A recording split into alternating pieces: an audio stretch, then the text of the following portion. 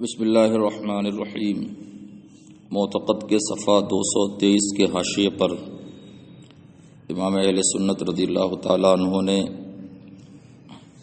دوسرے فرقے مرزائیہ کا ذکر فرمایا ہے۔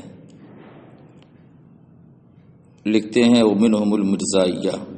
ونحن نسمیہم الغلامیہ نسبتاً الی غلام احمد القادیانی۔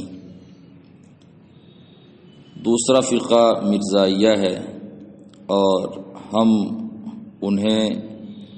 مرزا غلام احمد قادیانی کی طرف منسوب کرتے ہوئے غلامیہ نام دیتے ہیں۔ تو یہ فرقہ بھی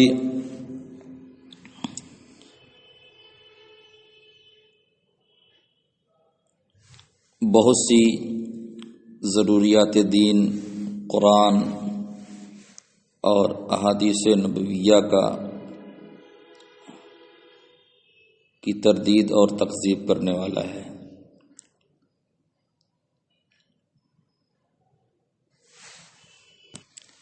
دجال حدث فی هذا الزمان فادعى اولا مماثلة المسیح وقد صدق واللہ۔ یہ اس زمانے میں نکلا ہوا دجال ہے جس نے سب سے پہلے حضرت عیسیٰ روح اللہ یعنی مسیح علیہ السلام کے مثل ہونے کا دعویٰ کیا، اور قسم خدا کی اس نے اپنے دعوے میں سچ کہا، کیونکہ یقیناً یہ مسیح دجال کا مثل ہے۔ فإنه مثل المسیح الدجال الکذاب۔ ثم ترقى به الحال، پھر اس کے حال نے اور ترقی کی۔ فادعى الوحی، تو اس نے وحی کا دعویٰ کیا۔ وقد صدق واللہ، اور قسم خدا کی وہ اس دعوے میں بھی سچا ہے، کیونکہ اللہ تعالیٰ نے قرآن مقدس میں ارشاد فرمایا ہے۔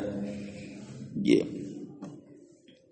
سورہ انعام کی آیت ہے، وَكَذَلِكَ جَعَلْنَا لِكُلِّ نَبِيٍّ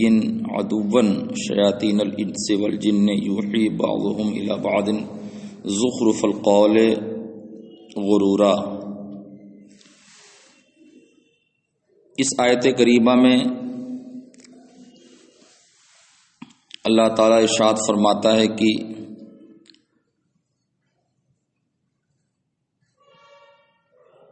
ہم نے ہر نبی کو ایک دشمن دیے، اور وہ دشمن انسان اور جنات کے شیاطین ہیں، اور وہ ایک دوسرے پر خفیہ باتیں ڈالتے ہیں اور جو بناوٹ کی ہوتی ہیں، اور ان کا مقصد ہوتا ہے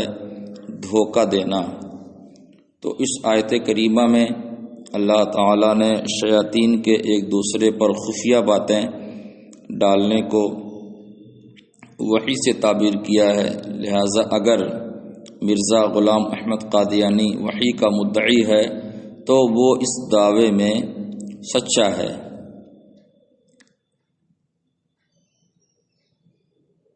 اما نسبۃ الایحاء الی اللہ سبحانہ وتعالی وجعلہ کتابہ البراہین الغلامیہ کلام اللہ عز وجل۔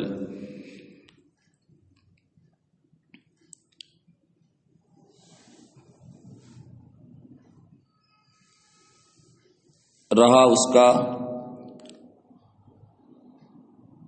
اس دعوی وحی کی نسبت اللہ کی طرف کرنا اور اپنی کتاب براہین غلامیہ کو کلام اللہ قرار دینا، وہ اس بنیاد پر ہے کہ ابلیس نے اسے چپکے سے یہ بتایا وحی کی کہ تم اسے لو اور الہ العالمین کی طرف منسوب کر دو۔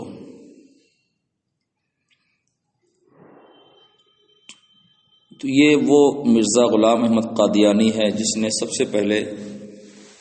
مسیح کی مثل ہونے کا دعویٰ کیا، اور پھر اس کے بعد وحی کا دعویٰ کیا، اور پھر اس کے بعد اس نے ڈائریکٹ نبوت اور رسالت کے دعوے تک پہنچا۔ ثم صرح بادعاء نبوت والرسالہ، پھر اس نے نبوت اور رسالت کا کھل کر دعویٰ کیا اور کہا، سب سے پہلے تو ایک نبی کے مثل ہونے کا دعویٰ کیا کہ میں مسیح کا مثل ہوں، تو حقیقت میں وہ مسیح کا مثل نہیں، عیسیٰ کا مثل نہیں، عیسیٰ مسیح کا مثل نہیں بلکہ مسیح دجال کا مثل ہے۔ اور پھر اس نے جس وحی کا دعویٰ کیا وہ وحی اللہ کی طرف سے جو نبیوں کو ملتی ہے، اس سے وہ وحی نہیں بلکہ جو شیاطین انس اور جنات ایک دوسرے کو خفیہ باتیں ڈالتے ہیں،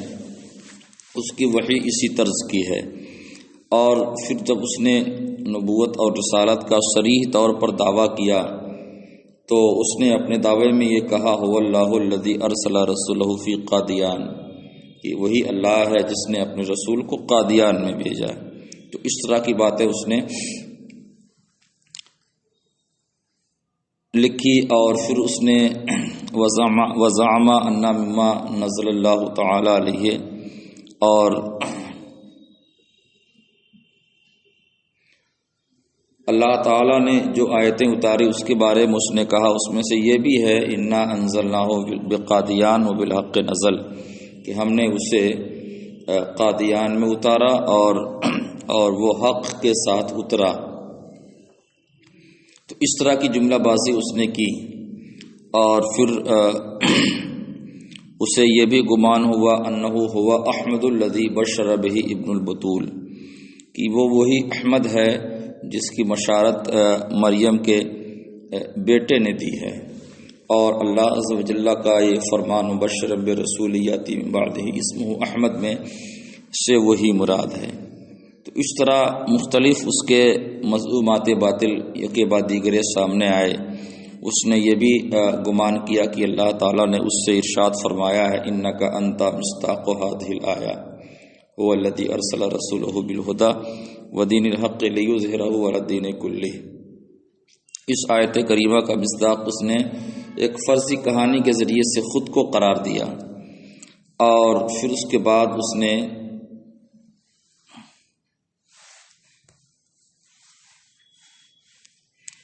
اپنی بدترین ذات کو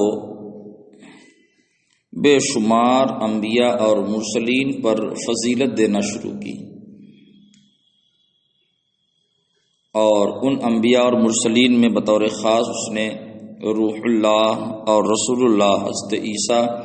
علیہ الصلوۃ والسلام کو منتخب کیا۔ تو اس نے ایک شعر کہا، ابن مریم کے ذکر کو چھوڑو، اس سے بہتر غلام احمد ہے۔ اس طرح کی بدگوئی اس نے کی۔ اعلیٰ حضرت اس کا ترجمہ لکھتے ہیں، اے اترکوا ذکر ابن مریم فإن غلام احمد افضل منہ، یعنی ابن مریم کے ذکر کو چھوڑو کیونکہ غلام احمد اس سے بہتر ہے۔ تو اس طرح کی درجہ بدرجہ اس نے اپنے باطل نظریات کو آگے بڑھایا کہ سب سے پہلے اس نے مسیح کے مثل ہونے کا دعویٰ کیا، پھر اس کے بعد وحی کا دعویٰ کیا، پھر اس کے بعد صراحتاً نبوت اور رسالت کا دعویٰ کیا، پھر اس کے بعد انبیاء اور مرسلین پر اپنی فضیلت کا دعویٰ کیا۔ تو اس طرح کے مختلف دعاوی جو یقیناً باطل ہیں اور اس میں صریح طور پر قرآن و حدیث کی مخالفت ہے، اس کا انکار ہے، اور صاف صاف ختم نبوت کا بھی انکار ہے کہ اللہ کے رسول صلی اللہ علیہ وسلم جب آخری نبی ہیں تو اب اس کے بعد کوئی اور نبی نہیں آ سکتا، اور اس نے اپنے لیے نبوت کا دعویٰ کیا اور یہ خود یقیناً اللہ کے رسول کے بعد ہے۔ تو اس طرح کے دعاوی ختم نبوت کے محقق نظریے کے بھی خلاف ہیں۔ پھر اس کے بعد وَإِذْ قَدْ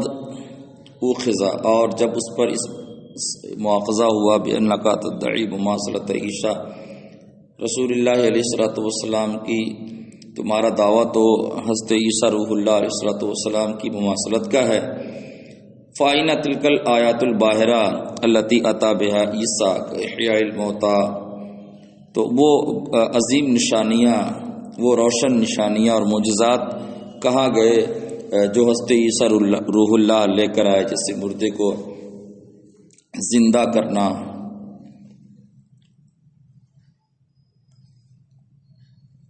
مادر زاد اندھے کو کوڑھی کو اچھا کر دینا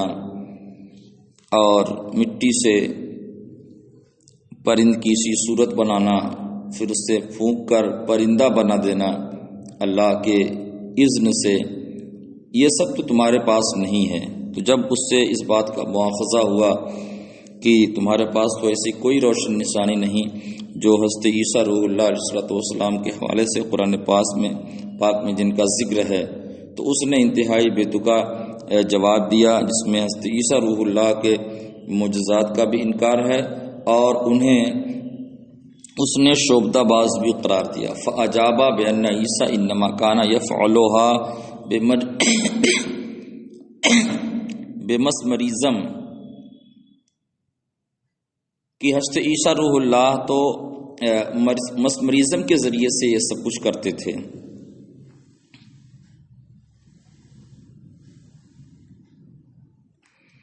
تو مسمریزم کیا ہے اس کے بارے میں فرماتے ہیں، اسم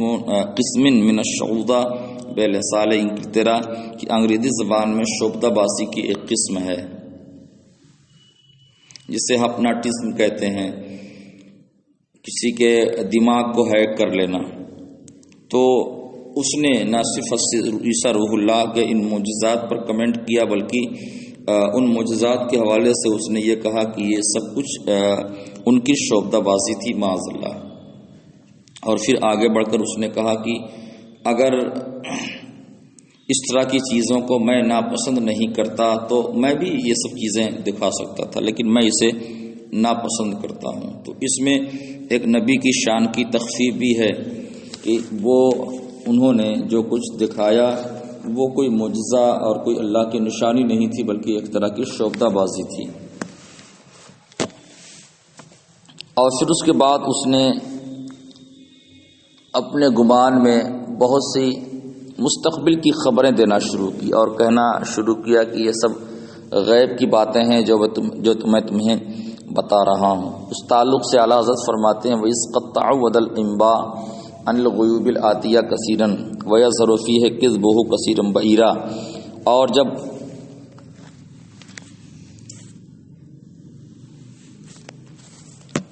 مستقبل میں پیش آنے والی غیب کی خبریں دینے کی اس نے عادت ڈال لی اور اس کا بہت عادی ہوا، جس میں اس کا جھوٹ خوب واضح ہو کر سامنے آیا، تو اب اس کا علاج دعویٰ دعاہو، تو اس نے اپنی بیماری کا علاج یہ ڈھونڈا بأن ظہور الکذب فی اخبار الغیب لا ینافی النبوہ، تو اس نے یہ زبان درازی کی کہ غیب کی خبروں میں جھوٹ کا ظہور یہ نبوت کے منافی نہیں ہے۔ یعنی اگر میری بتائی ہوئی بہت سی غیب کی خبروں میں میرا جھوٹا ہونا ثابت ہوا ہے تو یہ نبوت کے منافی نہیں، یعنی اس سے میرے نبی ہونے پر کوئی فرق نہیں پڑتا۔ تو اس کے ذریعے سے اس نے صرف اپنے اوپر کمنٹ نہیں کیا بلکہ بے شمار انبیاء کرام کو بھی جھوٹوں کے فہرست میں لا کھڑا کیا، اور اس نے یہ بھی کہا فقط ظہر ذالک فی اخبار 400 من النبیین، انبیاء سے 400 سے زائد خبروں میں اس طرح کی باتیں ظاہر ہوئی ہیں، یعنی انہوں نے جو خبر دی ہے ان کی خبریں جھوٹی ثابت ہوئی ہیں، تو اس سے جب ان کی نبوت میں کوئی فرق نہیں پڑا تو میری نبوت میں بھی کوئی فرق نہیں پڑے گا۔ گویا کہ یہ اس نے ان بلند قامت اور صادق الوعد انبیاء علیہ السلام پر بھی جھوٹ کا الزام لگایا کہ ان سے اتنی خبروں میں ان کا جھوٹا ہونا ثابت ہو چکا ہے۔ وہ اکثر من کذبت اخبارہ عیسیٰ، اور ان میں جس کی خبریں بہت زیادہ جھوٹی ثابت ہوئی ہیں وہ حضرت عیسیٰ علیہ السلام ہیں معاذ اللہ۔ تو اس طرح اس کے حفوات اور اس کی بد زبانیاں آگے بڑھتی رہیں۔ وجعل يصعد مصاعد الشقاوہ تعدى من ذلك واقعۃ الحدیبیہ، اور اس کی شقاوت درجہ بدرجہ آگے بڑھی یہاں تک کہ انہی جھوٹی خبروں میں اس نے حدیبیہ کے واقعے کا بھی ذکر کیا۔ فلعن اللہ من آذى رسول اللہ صلی اللہ علیہ وسلم، فرماتے ہیں کہ اللہ تعالیٰ کی لعنت ہو اس شخص پر جس نے رسول اللہ صلی اللہ علیہ وسلم کو ایذا دی یا کسی بھی نبی کو اس نے تکلیف پہنچائی. وَلَعَنَ مَنْ آذَى أَحَدًا مِنَ الْأَنْبِيَاءِ وَصَلَّى اللَّهُ تَعَالَى عَلَى أَنْبِيَائِهِ وَبَارَكَ وَسَلَّمَ. تو یہ اس کے خلاف شرع اور ایمان سوز دعووں کی ایک فہرست ہے، اور اس کے نظریات اور حفوات کا ایک بائی ڈاٹا ہے، جس کے ذریعے سے یہ ثابت ہوتا ہے کہ وہ شخص کس قدر اسلام کا بدخواہ تھا اور قرآن اور حدیث کے مخالف نظریات اس کے تھے. وَإِذْ قَدْ أَرَادَا قَهْرَ الْمُسْلِمِينَ عَلَىٰ أَنْ يَجْعَلُوهُ إِيَّاهُ الْمَسِيحَ الْمَوْعُودَ ابْنَ مریم البتول. اور اس نے مسلمانوں کو مجبور کرنے کا ارادہ کیا کہ وہ اسی کو مسیح موعود اور ابن مریم قرار دیں.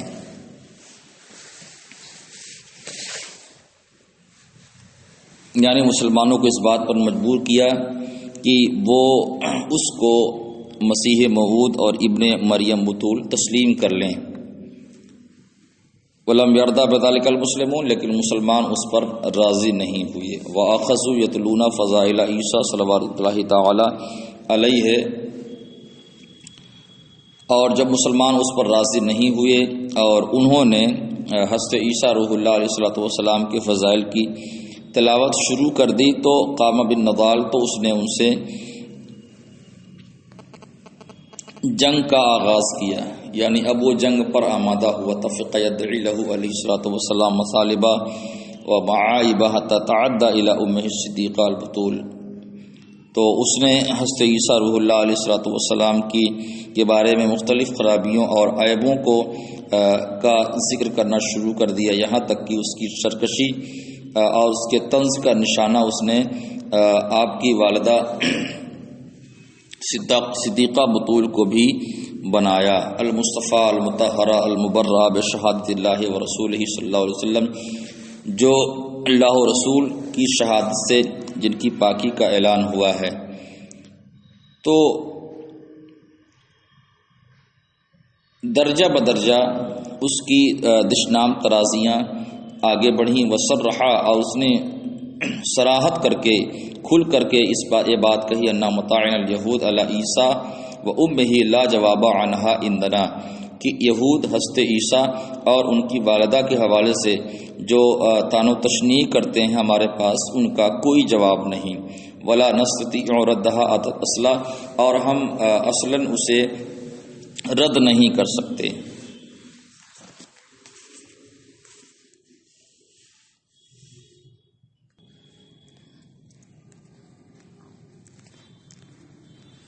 وجعل يلمز البطول المطهرة من تلقاء نفسه في عدة مواضع من رسائله الخبيثة مما يستثقل المسلم نقله وحكايته. اور اس نے اپنی طرف سے اپنے خبیث رسائل میں متعدد جگہوں پر اس نے حضرت عیسیٰ روح اللہ علیہ الصلوۃ والسلام کی والدہ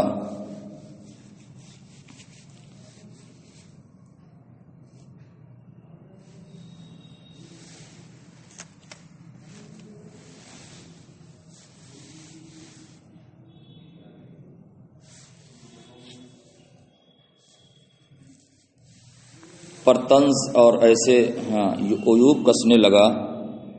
کہ ایک مسلمان جنہیں نقل کرنے اور جس کی حکایت کرنے کو گراں سمجھتا ہے. یعنی اپنے رسالوں میں اس نے متعدد جگہوں پر حضرت مریم علیہ الصلوۃ والسلام پر اس نے طنز اور کی بارش کی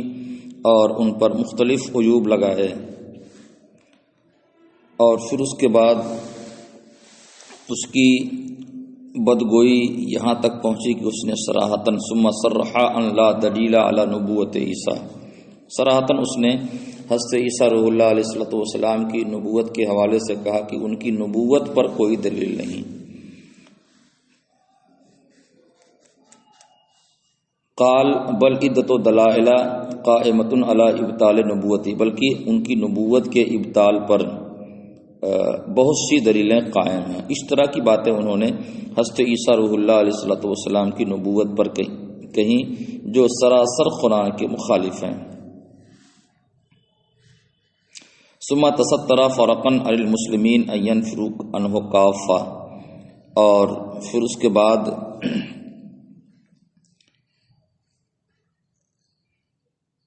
ان باتوں کو چھپایا اس ڈر سے کہ کہیں مسلمان پوری طرح اس سے الگ نہ ہو جائیں، تو اس نے بناوٹی بات یوں کہی، انما نقول بنبوتی، ہم تو ان کی نبوت کے قائل ہیں، لأن القرآن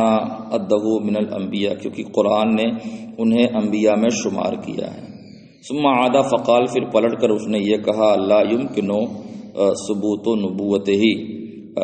نبی تو ہم انہیں مانتے ہیں لیکن ان کی نبوت کا ثبوت ممکن نہیں ہے۔ تو جس طرح کی باتیں اس نے اپنی کتابوں میں لکھی اور جس طرح کے دعوے اس نے کہے، یہ تمام تر دعوے سراسر قرآن عظیم کی تکذیب ہیں، اور اس تعلق سے فرماتے ہیں فی ھذا کما تری، جیسا کہ آپ دیکھ ان تمام دعووں، ان تمام باتوں میں اکذاب للقرآن العظیم، ایضاً قرآن عظیم کی تکذیب ہے، اس کو جھٹلانا ہے۔ سو کما بما قامت الادلہ علی بطلانہ، اس نے ایسے احکام سامنے لائے کہ جن کے بطلان پر دلائل قائم ہیں، تو یہ وہ چیزیں ہیں جو صراحتاً اس کی کفریات کو بیان کرتی ہیں۔ اس کے علاوہ بھی بہت سی اس کی کفریات ہیں جو اس کی کتابوں کے اندر موجود ہیں۔ فرماتے ہیں الی غیر ذلک من کفریاتہ الملعونہ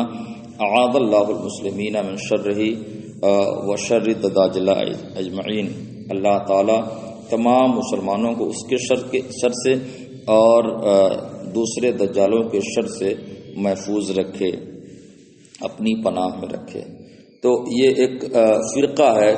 جو مرزائیہ ہے، اور مرزائیہ فرقہ اپنے امام یعنی مرزا غلام احمد قادیانی کے نقش قدم پر چلتے ہوئے ان تمام خلاف شرع، خلاف قرآن، خلاف حدیث نظریات کو تسلیم کرتے ہیں۔ تو ان تمام نظریات پر آپ غور کریں گے تو آپ کو اندازہ ہوگا کہ یہ تمام تر نظریات قرآن و حدیث کے سراسر خلاف ہیں۔ تو جو ان نظریات کو ماننے والا فرقہ ہوگا وہ یقیناً صرف بدعتی نہیں ہوگا، بلکہ اس سے اوپر اٹھ کر وہ ضروریات دین کا منکر اور قرآن کی تکذیب کرنے والا ہوگا، اور اس کا حکم یقیناً ذمی جیسا نہیں ہوگا، بلکہ اس کا حکم مرتدین کا حکم ہوگا،